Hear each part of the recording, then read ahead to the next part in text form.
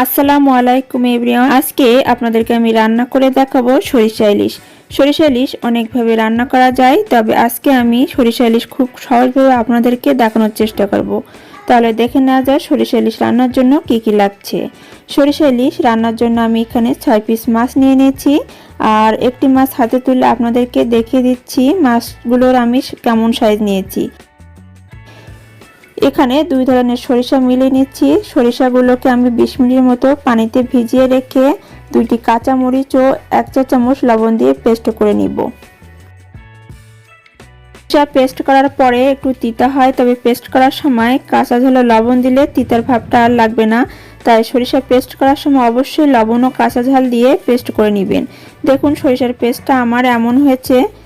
আর লাগবে 1 চা চামচ হলুদের গুঁড়া, 1 চা চামচ মরিচের গুঁড়া, হাফ কাপ পেঁয়াজ বাটা, 1 চা চামচ ধনিয়ার গুঁড়া, 4টা কাঁচা মরিচ নিয়েছি আস্ত এবং রেগুলার রান্নার তেল নিয়ে নিয়েছি। এখন চুলায় একটা প্যান বসিয়ে তাতে রেগুলার রান্নার তেল দিয়ে পেঁয়াজ বাটাগুলো দিয়ে দিচ্ছি এবং পেঁয়াজ বাটাগুলো মিডিয়াম আঁচে 2 মিনিটের মতো ভেজে নিব। 2 মিনিট পরে আমার পেঁয়াজগুলো একটু ভাজা হয়ে গেছে, আর এখন এখানে আমি দিয়ে দিচ্ছি সরিষা বাটা, মরিচের গুঁড়া, হলুদ ও ধনিয়ার গুঁড়া, আর এখানে আমি দিয়ে দিচ্ছি 1 চা চামচ লবণ। এরপর মশলাগুলো আরও ভালোভাবে একটু মিশিয়ে নিব। মশলাগুলো ভালো করে কষানোর জন্য এখানে আমি 4 চা চামচ পানি দিয়ে দিব।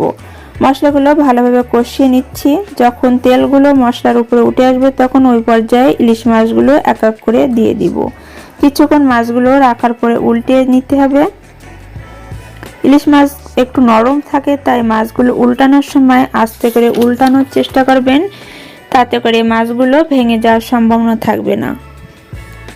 এখন সব মাছগুলো আমার কষানো হয়ে গেছে। এরপর আমি এখানে 1 কাপ পানি দিয়ে দিব। পানি দিয়ে মাছটাকে মিডিয়াম হিটে 5 মিনিট রান্না করে নিব।